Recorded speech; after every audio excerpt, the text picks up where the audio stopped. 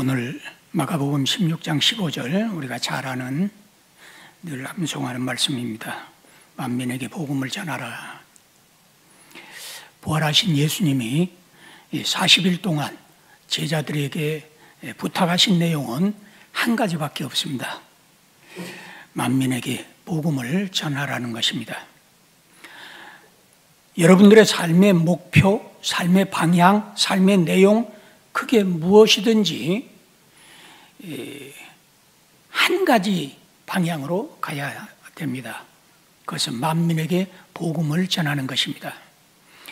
각자에게 하나님께서 주신 은사대로 살지만 그러나 그 모든 은사의 목표, 방향이 복음 전하는 것이라는 것입니다.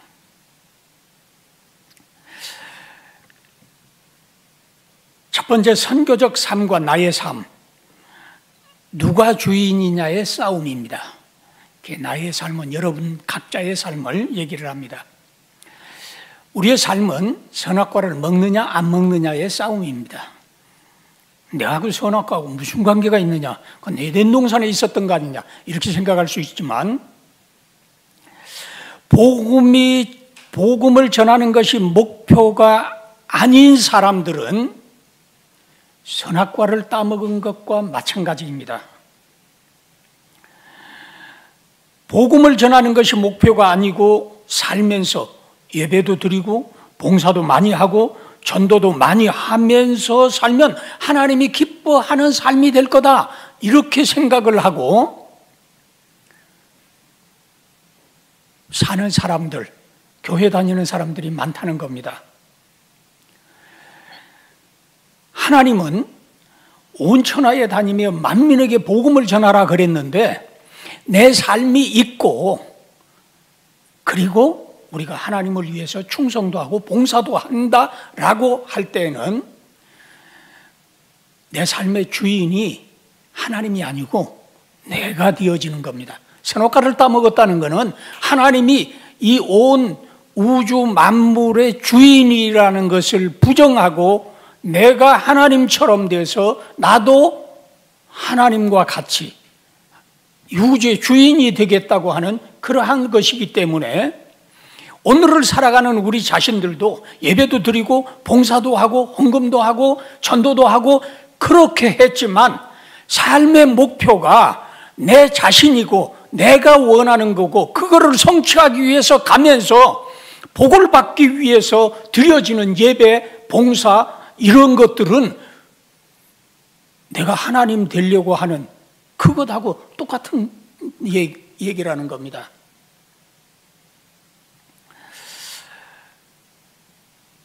구원은 예수 믿어서 받습니다.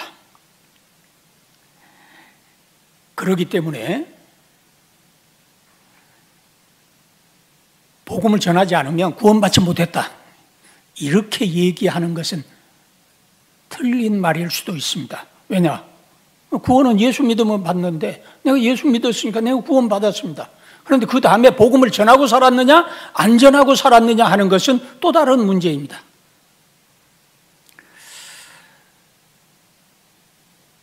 구원은 받았으면서도 하나님 보시기에 딴짓하면서 살면 하나님 보시기에 얼마나 안타깝겠습니까? 이 축구 선수가 공을 굉장히 잘 찹니다. 아주 몸도 좋고 빠르고 아주 실력이 있습니다. 근데 운동장에 이제 선수로 들어갔습니다. 공도 잘 잡고 공도 잘 차고 여러 가지 재주도 부리고 뭐하고 골을 넣지 않는 겁니다. 그러면 이 선수를 감독은 어떻게 생각하겠습니까?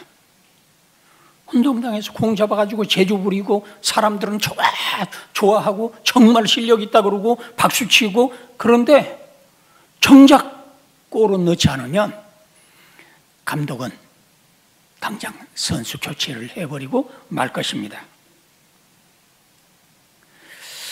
그런데 우리 하나님은 그렇게 해도 가만두고 보시는 것 같습니다. 내가 생각하기에는 당장 선수 교체를 해야 한다고 생각이 되는데 하나님 그렇게 하시지 않는다는 겁니다. 예수님은 가룟 유다를 뽑았습니다. 그리고 돈을 훔쳐가고 있는 것을 처음부터 알았습니다. 그런데 예수님은 가끔 한마디씩 가룟 유다가 알아들을 수 있는 사인을 하시기는 하지만 절대 선수교체를 시키지 않습니다. 그대로 끝까지 갑니다. 그래서 요한복음 13장 1절 2절에 보면 유월절 전에 예수님께서 자기가 세상을 떠나 아버지께로 돌아가실 때가 이른 줄 아시고 세상에 있는 자기 사람들을 사랑하시되 끝까지 사랑하시니라. 이제 유월절 잔치 끝나면 겟세마네 동산에 가서 기도하고 잡혀서 십자가에 죽으실 겁니다. 그때까지도 가룟 유다를 사인만 하지 선수 교체시키지 않고 끝까지 사랑한다라고 얘기를 하고 있습니다. 어떻게 보면 예수님은 선수 교체를 시키시는 것이 아니고 자기가 나갑니다.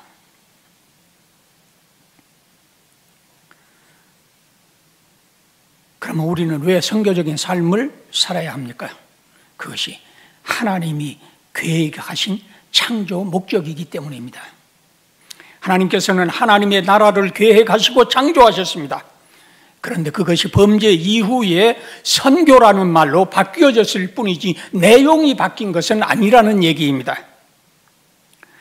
어떤 사람은 전도나 선교는 구약에는 없고 신약에 와서 사도행전에서부터 선교가 시작이 되겠다, 그렇게 생각하시는 분들도 있습니다. 그러나 우리가 구약을 잘 보아야 합니다. 창세기 12장 3절에 보면 3절 하반절에 땅의 모든 족속이 너로 말미암아 복을 얻을 것이라, 아브라함으로 인해서 땅의 모든 족속이 복을 얻을 것이라고 얘기를 했습니다. 물론 그 복을 얻는 거는 이제 다음에 이렇게 보면 메시아를 통해서 창세기 22장에 가서 이제 좀 더 정확하게 얘기를 해주는데, 메시아를 통해서 복을 얻는 거지만 그것이 전해지고 그것이 되어지는 것은 너로 말미암아라는 겁니다. 출애굽기 12장 48절에 보면 너희와 함께 거류하는 타국인이 여호와의 유월절을 지키고자 하거든 그 모든 남자는 할례를 받은 후에야 가까이 하여 지킬지니 곧 그는 본토인과 같이 될 것이나 할례 받지 못한 자는 먹지 못할 것이니라. 본토인에게나 너희 중에 거류하는 이방인에게 이 법이 동일하니라 하셨으므로, 하나님이 이스라엘 백성들을 유월절 어린 양의 피로 애굽에서 구해내서 이제 가나안 땅으로 가게 하시면서 하신 말씀이 여호와의 유월절을 지키고자 하거든. 여호와의 유월절, 여호와 하나님께서 우리 죄인들을 위해서 준비하신 그 어린 양의 피를 바르고 그 고기를 먹고 그 잔치에 참여하는 사람, 그건 구원받은 사람을 얘기하는 말입니다. 그런데 그 사람들에게 49절에 보면 본토인에게나 너희 중에 거하는 이방인에게 이 법이 동일하다고 얘기하고 있습니다. 이방인 다르고 유대인 다르고 다른 것이 아니고 동일한 법으로 구원받는다고 하는 것을 출애굽기에서도 얘기하고 있습니다. 아브라함에게는 너로 말미암아 천하만민이 복을 받을 것이다, 그렇게 아브라함에게도 천하만민을 얘기하셨고, 또 유월절 애굽에서 나오는 그 사건 가운데에도 하나님이 이방인이나 유대인이나 차별이 없다는 거다, 동일하다는 겁니다. 그래서 조금 더 내려가서 출애굽기 19장 5절에 보면 세계가 다 내게 속하였나니 너희가 내 말을 잘 듣고 내 언약을 지키면 너희는 모든 민족 중에서 내 소유가 되겠고 너희가 내게 대하여 제사장 나라가 되며 거룩한 백성이 되리라 라고 얘기하고 있습니다. 이 말씀을 잘 보세요. 5절에서 내 말을 잘 듣고 내 언약을 지키면 제사장 나라가 되고 거룩한 백성이 된다, 그렇게 얘기를 하고 있습니다. 근데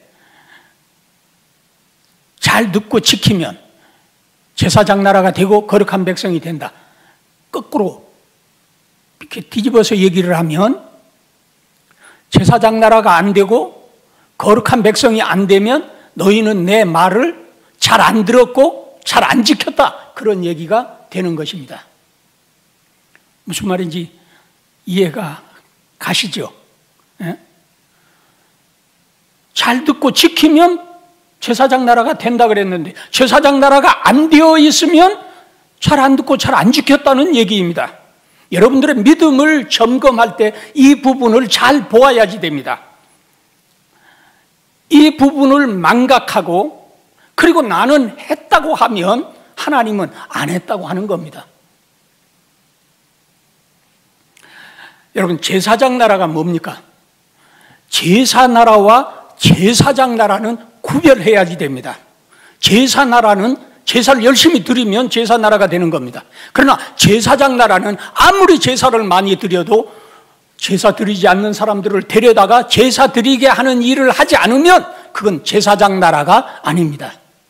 그러면 구약의 역사서나 예언서를 쭉 읽을 때에는 이 사람들이 제사장 나라로 살았느냐 제사 나라로 살았느냐를 생각하면서 읽어야지 됩니다. 그런데 많은 사람들이 제사장 나라에 대해서는 관심이 없습니다. 그리고 제사에만 포커스를 맞추어서 얘기를 하고 설교를 합니다.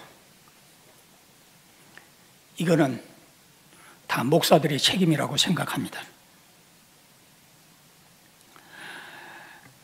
제사 나라는 자기가 열심히 제사 드리면 됩니다. 예배 백성은 열심히 예배만 드리면 됩니다. 그걸로 다 되는 게 아닙니다. 제사장 나라, 다른 사람들을 데려다 예배 드리게 하는 예배가 우리에게 있어야 한다는 것입니다. 이스라엘의 역사를 보십시오. 제사 안 드린 적은 없습니다. 열심히 드렸습니다. 어느 정도 열심히 드렸느냐 하면 이사야서 1장을 보면 하나님께서 이제 짐승의 피를 그만 가져오라고 말씀을 하십니다. 그 말은 제사를 너무 많이 드렸다는 얘기입니다. 그럼에도 불구하고 그들은 제사 나라로 계속 갔습니다. 그러다 어떻게 되었습니까? 바벨론의 포로로 잡혀갔습니다. 왜 잡혀갔습니까? 제사가 잘못되었기 때문입니다. 왜 제사가 잘못되었습니까? 자기 복 받으려고 하는 제사를 계속 반복해서 드리다가 보니까 제사를 드릴 때나 제사를 안 드릴 때나 하나님이 축복해 주시는 것 같지 않은 겁니다. 그래서 복받기 위한 제사를 반복해서 계속 드리다가 보니까 제사가 자꾸 형식적이 되고 그저 그냥 적당히 의식적으로 정말 하나님 앞에 두렵고 떨리는 죄를 용서받고 내가 죄인으로 있으면 저 짐승처럼 죽어야 할 건데 그런 두렵고 떨리는 마음으로 드리는 제사가 아니고 복받기 위해서 의식을 반복하다가 보니까 몇 번 그렇게 하고 자꾸 해도 복을 받는 게 없으니까 하나마나 그러다 보니까 형식적이 되고 의식적이 되고 잘못된 재물도 그냥 그러면 어때 그리고 드리고 하나님이 말씀하시는 대로 아니고 절차도 순서도 빼먹기도 하고 더하기도 하고 자기 생각대로 해버리게 된다는 겁니다. 그게 이사야서 1장에 나오는 얘기인 것입니다.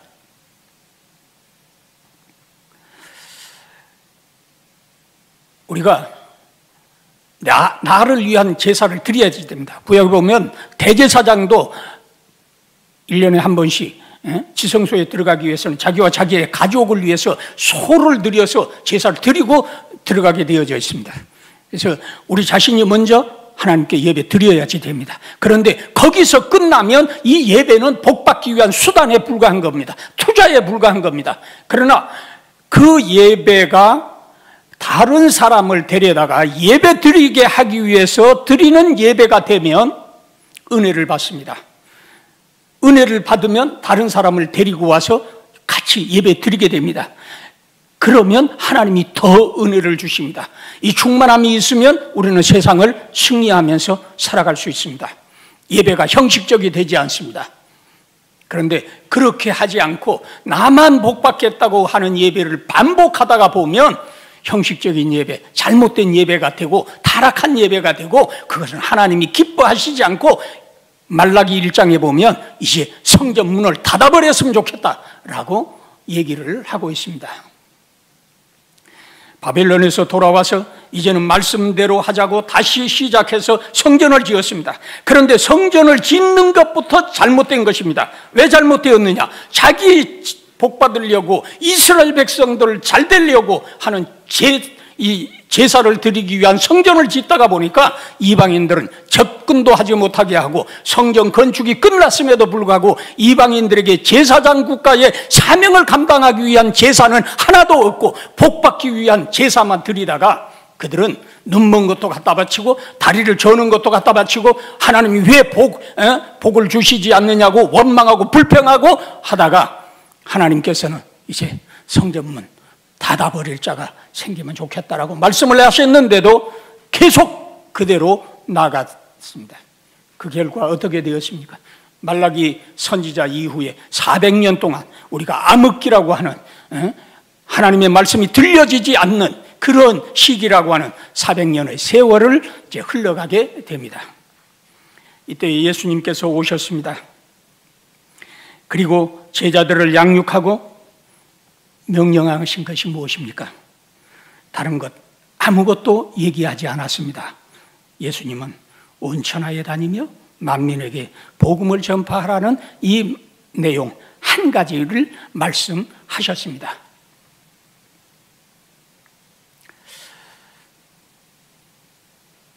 이 온 천하에 다니며 만민에게 복음을 전파하라, 이걸 구약적인 용어로 바꾸면 제사장 나라가 되라, 제사장 나라의 백성이 되라, 그런 얘기입니다. 사도행전을 보면 성령을 받고 병도 낫고 교회도 부흥합니다. 그런데 예루살렘에만 모여 있고 온 유다로 나아가지 않습니다.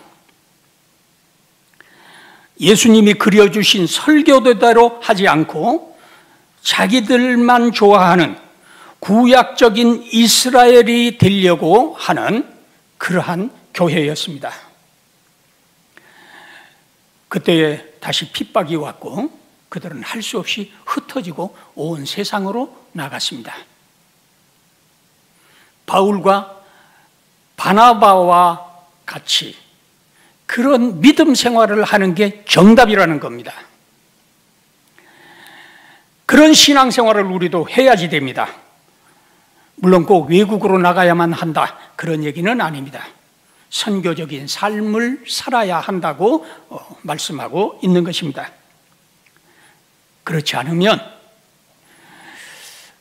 우리의 예배는 잘못된 길로 나가게 됩니다. 선교적인 삶을 사는지 안 사는지 사람이 판단할 수 없습니다. 그것은 하나님께서 하실 일입니다. 구원 받고 못 받고는 예수 믿고 안 믿고의 문제입니다. 믿는지 안 믿는지는 하나님이 결정하실 일입니다. 그러나 이렇게 생각을 해보시고 우리가 말에 조심할 필요가 있습니다. A라는 사람에게 B라는 아들이 있습니다. 여러분, 어떻게 해서 아들이 되었습니까? 아들은 낳아야만 아들입니다. 근데 낳지 못할 경우에 이제 양자로 입적을 해서 아들을 삼는 경우도 있습니다. 그러나 기본적으로는 자기가 낳으면 자기 아들입니다. 근데 이 아들이 사는 게 시원치 않습니다. 죄를 지었습니다. 죄 지으면 그 사람 아들 아닙니까? 죄를 지어도 그 사람 아들입니다. 감옥 갔습니다. 그 사람 아들 아닙니까? 감옥 가도 아들입니다.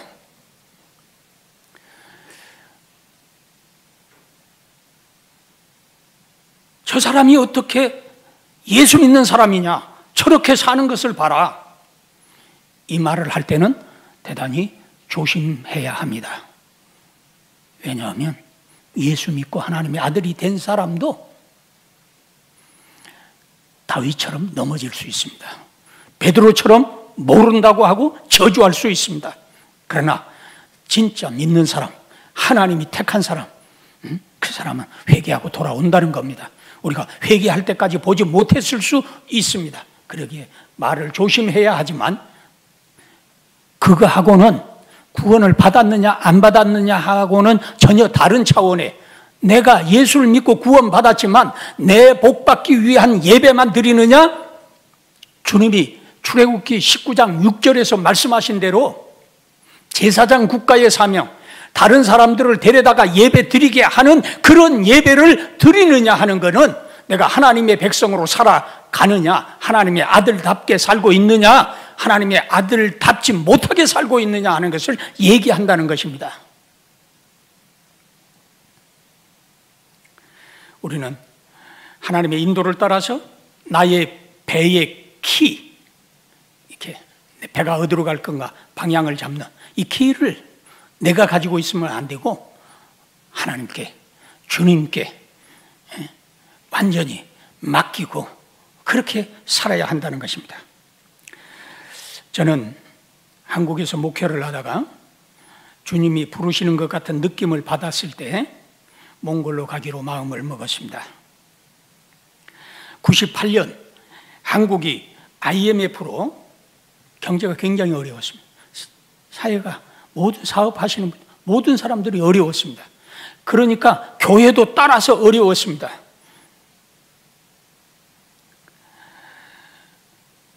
어느 날 저희 교회에서 선교비를 조금씩 보내던 아프리카 선교사님이 한국에 들어오셨다고 연락이 왔습니다. 그래서 왜 들어오셨습니까? 그리고 물어봤더니 선교비가 끊겨서 생활이 안 돼서 들어왔습니다. 그랬습니다. 그때 저희 마음속에 이제는 내가 나갈 때다, 그런 마음이 들었습니다. 많은 사람들이 이 어려운 때에 파송된 선교사도 선교비가 끊겨서 들어오는데 나이도 많은 당신을 누가 후원해 주겠다고, 나가겠다고 그렇게 얘기를 하느냐.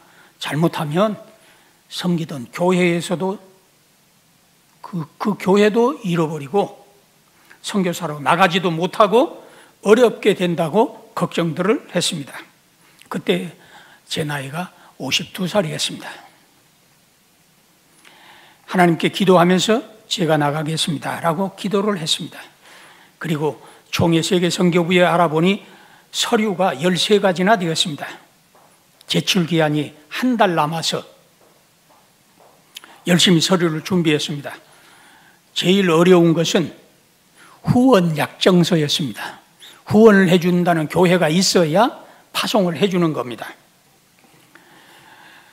근데 이 어려운 때에 후원을 하던 사람도 끊는데 누가 후원 약정서를 써주겠다고 그렇게 하겠느냐라고 사람들이 걱정을 했습니다. 제가 전도사로 있었던 교회에 가서 말씀을 드렸더니 후원해 주시겠다고 약속을 해 주셨습니다.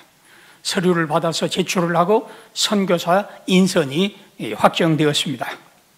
그런데 후원하겠다고 약속하신 목사님이 교통사고로 돌아가신 겁니다. 그렇지만 섬기던 교회는 사임을 하겠다고 이미 얘기를 했고 선교사로 나가지 않을 수가 나가겠다고 했는데 안 나갈 수도 없고, 그래서 99년에 초에 선교 훈련을 2달간 받고 그리고 6월 달에 53살의 나이로 몽골에 갔습니다. 몽골에 갈 때에 하나님께서 이런 생각을 주셨습니다. 몽골은 과거에 불교가 국교였던 나라다. 티베트 불교를 받아들인 나라고 왕이 다스리는데 그 왕이 불교의 제일, 우리로 말하면 총회장 같은 사람이 나라의 왕인 겁니다. 두 번째는 공산주의를 세계에서 두 번째로 공산주의를 한, 러시아가 첫 번째 하면서 소비에트 연방공화국을 만들었고 두 번째가 이제 몽골입니다. 그래서 몽골은 항상 중국을 향해서 그럽니다. 까불지 마라, 우리가 사회주의 형님이야, 이렇게 얘기를 합니다. 세 번째는 몽골 내에 소수민족들이 많이 있는데 가장 많은 소수민족이 카자흐스탄 사람들입니다. 2000년대에 한 5%쯤 됐나, 지금은 어떻게 하는지 발표를 안 하기 때문에 잘 모르는데, 하여간 5%쯤 되는, 인구의 5%쯤 되는 사람들이 카자흐스탄 사람들이고, 그게 제일 큰 소수민족입니다. 여기서 이 세 가지를 이제 하나님께서 이렇게 생각하게 하셔서, 저는 그거를 보면서 이렇게 생각을 했습니다. 세계 선교의 3대 장벽이 있다. 복음이 세계로 향해 나가는데, 이제 요즘 많이 좀 상황이 달라지기는 했지만, 그때는 3대 장벽이 있는데, 세 가지가 불교하고 공산주의하고 그리고 회교입니다. 그래서 이 불교권, 공산권, 회교권의 요 세 개를 다 가지고 있는 게 몽골입니다. 불교가 국교였던 나라죠. 공산주의 70년, 80년 세계에서 두 번째 공산주의 했죠.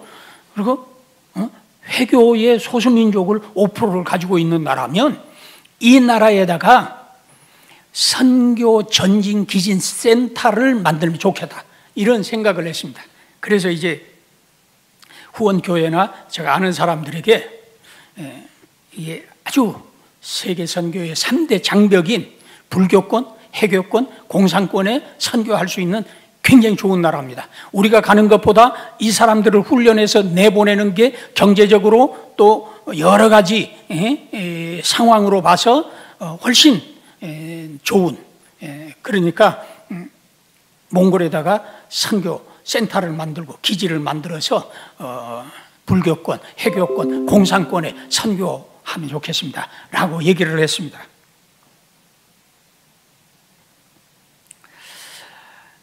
그때 참 어려운 때 나갔지만 지금까지 한 번도 재정적으로 생활에 어려움을 겪은 적은 없습니다.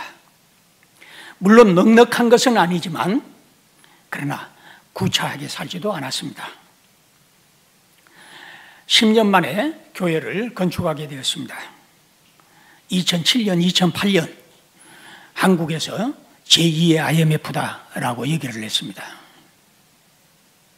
그런데 그때에도 하나님의 은혜로 교회를 잘 건축했습니다. 사도행전에 보면 예수님께서 승천하시기 전에 제자들에게 1장 8절에서 우리가 잘 아는 오직 성령이 너희에게 임하시면 너희가 권능을 받고 예루살렘과 온 유대와 사마리아와 땅끝까지 이르러 내 증인이 되리라 하시니라, 이렇게 선교를 어떻게 해야지 되는가 하고 말씀을 해주셨습니다. 여기에 선교 원리가 다 나와 있습니다. 예루살렘이 중심 센터입니다. 선교 베이스라는 겁니다. 베이스가 든든해야지 됩니다. 베이스 자체가 흔들리면 선교사들이 마음 놓고 잘 선교할 수가 없습니다. 그래서 첫 번째, 예루살렘 교회가 든든히 서야지 됩니다. 두 번째, 예루살렘과 예수님이 온 유대와 그랬습니다. 지리적으로 보면 예루살렘 바로 옆에 사마리아가 있습니다. 사마리아가 있습니다. 그러면 예루살렘과 사마리아와 온 유대와 이렇게 순서대로 얘기를 해야지 되는데, 예수님은 그렇게 말씀하신 게 아니고 예루살렘과 온 유대와 사마리아와 땅끝으로 이렇게 설교도를 그려주신 것입니다. 이 중요한 선교의 원리가 있다고 저는 생각을 합니다. 무슨 얘기입니까? 우리가 아는 대로 온 유대는 동일 언어, 동일 문화, 동일 민족입니다. 그러나 사마리아는 혼합 문화, 혼합 종교, 혼합 언어가 되어져 있는 지역입니다. 그리고 온 세계는 완전히 이질 문화, 이질 언어, 이질 민족입니다. 그래서 복음을 가지고 나가는 사람들은 이 순서를 잘 봐야지 된다는 겁니다. 처음부터 완전히 이질된 세계로 나가면 안 되는 것은 아니지만 너무 많은 수고와 너무 많은 대가를 치루어야 할 수도 있다는 겁니다. 그래서 중간에 혼합, 완전히 이질이 아닌 거기를 통해서 나가라, 저는 그렇게 생각을 합니다. 여기에서 한 가지 제가 생각한 거는, 선교는 연결고리가 있어야지 된다. 동일 민족에서 이질 민족으로 가는데 중간 역할을 해줄 수 있는 이게 필요하다라고 보았습니다. 그래서 그 이후에 선교 사역에 항상 연결고리를 찾는 일들을 먼저 했습니다. 근데 제가 몽골에 갈 때 무슨 연결고리가 있겠습니까? 그 뭐 친척이 있습니까? 친구가 있습니까? 아무도. 그런데 한 가지 한국어가 연결고리가 된다는 것을 알았습니다.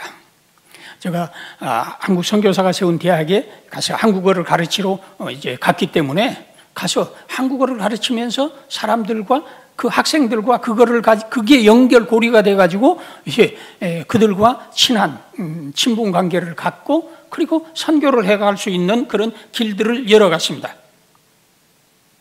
네, 한국어를 열심히 가르친 이제 그 친구 중에 하나, 저희 교회에 다니는 청년이 자기 고향이 이제 닷들이라는 겁니다. 근데 쓸 때는 다달이라고 쓰고 읽을 때는 닷들이라고 읽는데, 이 닷들이 어떤 고향이냐면 징기스칸이 출생한 고향입니다. 징기스칸에 이제 태어난 곳. 그래서 이제 관심이 갔습니다. 몽골에 선교를 하려면 징기스칸이 태어난 고향, 이게 선교 좋다. 그래서 그 친구 보고 이제 한번 가자고 그랬습니다.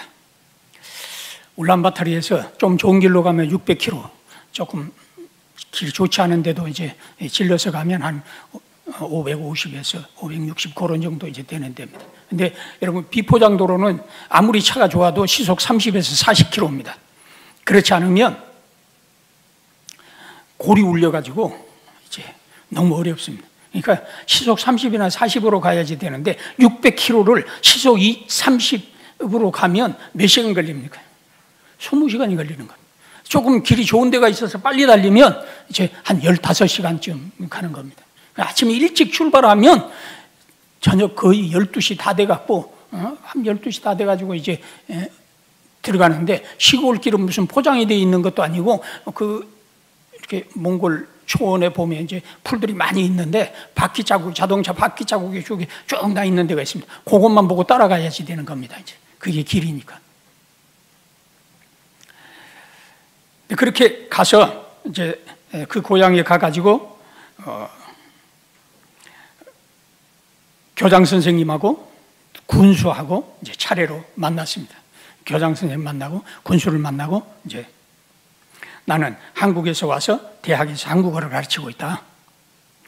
금년 여름에 한국의 청년들이 몽골로 봉사를 하러 오기를 원하는데, 학생들을 모아주면 한국어도 가르치고 영어도 가르치고 컴퓨터도 가르치고 노래도 가르치고 영어도 가르치고 그렇게 하겠다. 봉사하는 날짜가 3, 4일 정도밖에 안 되니까 그 기간에 한국어나 영어나 컴퓨터나 얼마나 가르치겠냐. 그러나 그게 중요한 게 아니고 아이들이 꿈을 가질 수 있다. 그리고 세계를 보는 눈이 열려질 수 있다. 그러니 허락을 하면 이 동네에 오고, 허락하지 않으면 다른 동네로 가겠다. 그렇게 얘기를 이제 합니다. 대부분이 허락을 해줍니다.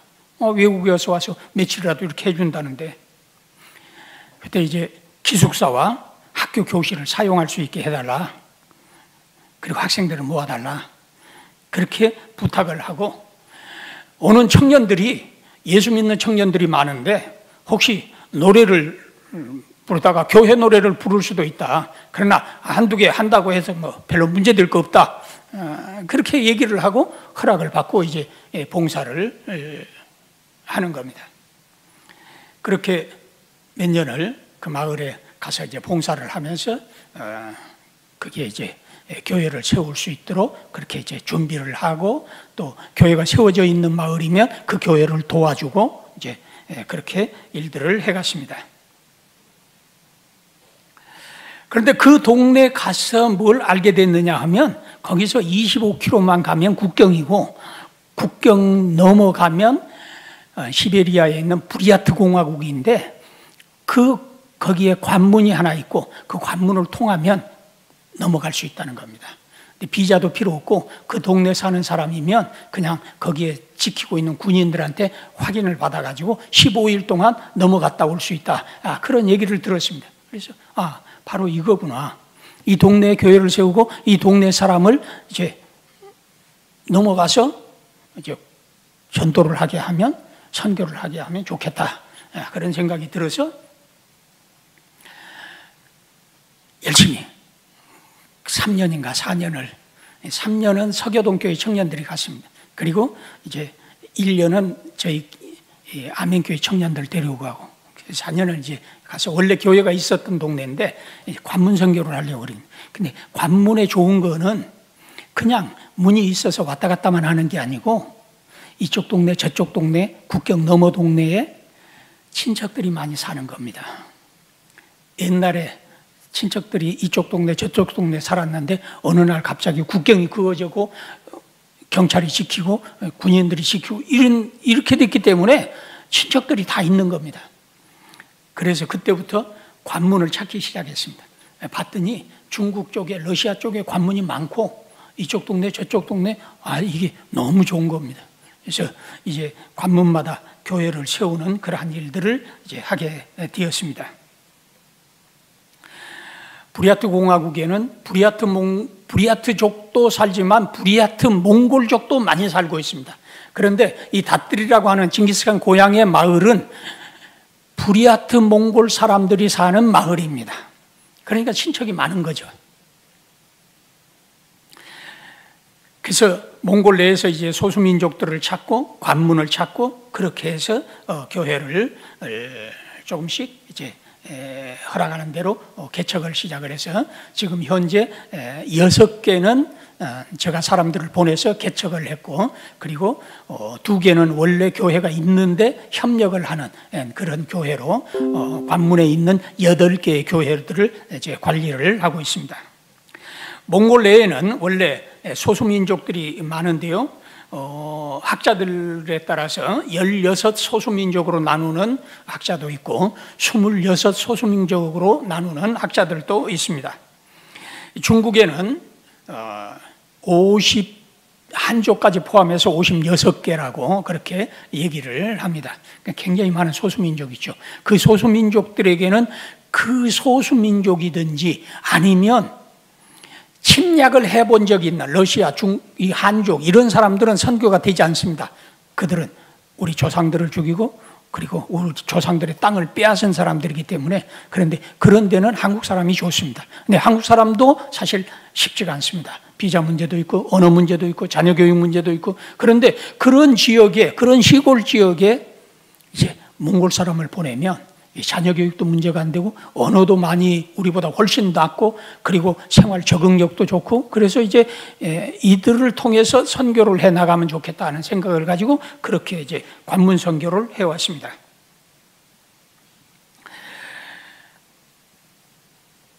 한 번은 대학에서 한국어를 가르친 또 다른 청년에게 어디 사냐고 물어보았습니다. 그랬더니 자기가 볼강이라는 군에 산다고 얘기를 했습니다. 볼강이 어디 있냐, 지도를 가지고 한번 찾아봐라 그랬더니 몽골의 맨 서쪽에, 여기 지도 안 나와 있네요. 지도 한번, 여기 맨 1번 있죠. 1번 요 옆에가 신장 위구르라고 우르문치라고 사람들이 많이 알고 있는 성도가 있는데 중국이죠. 그래서 저기에 위구르족이 살아서 중국이 굉장히 그 독립운동을 할까 봐서 신경을 쓰고 지금 관리를 하고 있는 그런 지역입니다. 1번 지금 여기 7개 교회가 있고요. 저기 간헐적으로 지원하는 2교회, 저거는 제가 세운 교회가 아니고 그리고 원래 있던 교회들이어서 관리를 하면서 조금씩 돕고 있는 그러한 지역입니다. 그리고 여기 맨 마지막에 나오는 울란바타르시의 2교회는 이양했다고 하고, 그 옆에 울란바타르시 옆에 있는 교회 하나 있습니다. 저 교회는 카자흐 사람 청년인데, 법대를 나온 청년인데 지금 신학교를 보내서 신학교 4학년입니다. 내년 6월이면 졸업하는데 이제 카자흐 사람들을 선교하기 위해서 카자흐인을 이제 신학을 지원을 하고 이제 공부를 시켰습니다. 근데 여기 이 볼강이라는 데를 보니까 저기에는 울란바타르까지 오려고 하면 한 2,000km 되는데 3박 4일 그때만 하더래요. 지금 길이 많이 좋아서 35시간 정도면 갑니다. 근데 그땐 길이 너무 나빠갖고 2박 3일 운전기사 교대하고 자동차는 쉬지 않고 계속 달리고 손님들은 그냥 자고 하루에 2번 식사 시간에 그 여관 같은 데다가 식당 앞에 내려줘서 밥 먹게 하고 그렇게 해서 가야 3일에 가는 그런 데입니다. 근데 저기서 우르무치까지 신장 위구르의 성도까지 나가는 데는 7시간이면 갑니다. 근데 울란바타르까지 오는 데는 2박 3일인데 지금 길이 많이 좋아져도 35시간인데 그래서 여기다가 교회를 세우면 신장 위구르에 이제 선교를 할 수 있겠다. 그래서 그렇게 하면서 교회들을 이제 한번 몽골 울란바타르에서 사람을 보냈습니다. 근데 한 번은 가봐야지 될 것 같아서 큰 마음을 먹고 이제 몇 사람 이제 모집을 해가지고 그래가지고 저기를 갔습니다.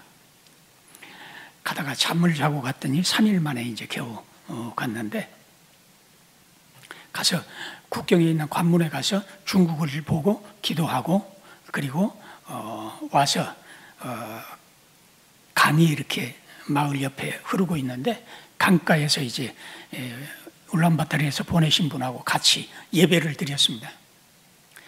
네, 예배를 드릴 때 사도행전 16장에 있는 말씀이 이제 생각이 났습니다. 네, 예배를 드리고 지금은 건물도 지어서 건물도 잘 몇 년 전에 짓고 어른들이 30명 모이고 신학교 와서 공부를 한 사람이 2사람이나 섬기고 있는 그런 좋은 많은 선교사들이 저기에다가 눈독을 많이 들이고 있습니다. 왜냐하면 신장 위구르로 나가는 관문이 있기 때문입니다. 근데 일찍이 제가 이제 사람을 보내고 교회가 자리를 잡게 됐습니다. 근데 처음에 그 친구가 저기가 고향이다 그래서 사람을 보내고 가면서 그 친구에게 그랬습니다. 한번 가려면 가는데 3일 그때만 하더라도 가는데 3일 오는데 3일이면 6일이잖아요. 그리고 그렇게 고생하고 갔는데 고향에 갔는데 한 일주일 좀 쉬어야지 되겠죠. 이렇게 하다 보면 적어도 20일 정도 날짜를 잡지 않으면 고향을 갈 수가 없는 거예요. 그러니까 이 친구하고 저하고 시간을 맞춰서 못 가는 거예요. 이 친구 못 가고 저만 이제 다른 분들하고 이제 가면서 그 집에 전화를 좀 해달라. 내가 가면 안내를 좀 해달라. 그러니까 자기 형님이 있으니까 가서 내가 전화해 놓을 테니까 가서 이 전화로 전화해가지고 만나라. 그래서 이제 가가지고 그 사람을 만난 겁니다. 그 사람하고 동네를 다 돌아다니는 겁니다. 지형이 어떻게 생겼고 어디에다가 교회 터를 세우면 좋겠다든지 뭐 이런 거 보기 위해서 같이 다니는데 이 친구 형님하고 같이 다니니까 사람들이 물어보면 누구냐.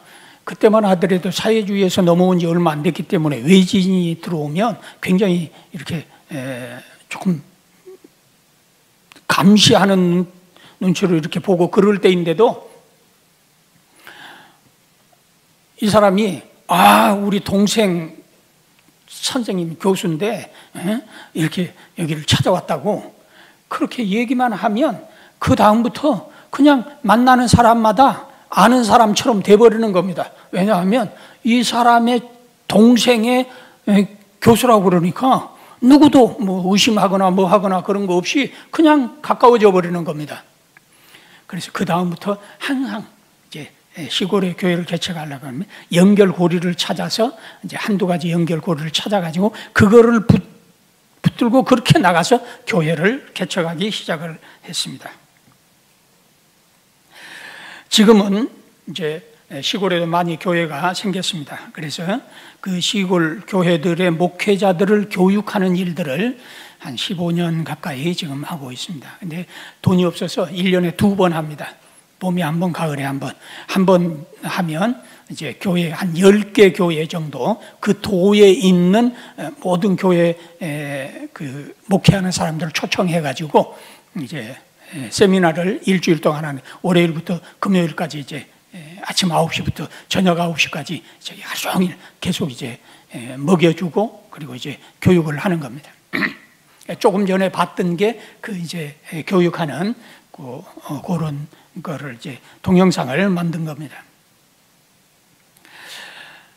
10몇 년 동안 이제 이렇게 하다 보니까 지금은 이제 몽골에 어디를 가든지 아멘교회 목사입니다 그러면 사람들이 되게 이제는 알고, 왜냐하면 아멘교회가 몽골에서 초창기에 생긴 교회이기 때문에 아멘교회 목사라 그러면 처음 만난 사람도 이렇게 이제 대우를 해주게 돼서 전국을 다니면서 세미나를 하고 이렇게 교육을 할 수 있는 그런 기반들이 잡혀 있습니다.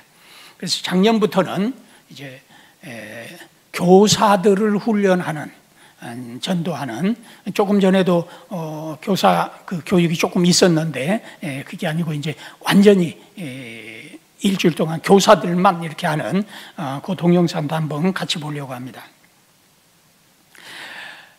그리고 인쇄출판사를 세워서 이제 책을 번역하고 또 출판하고 이러한 일을 하면서 이제 지난 21년 동안 이제 사역을 해왔습니다.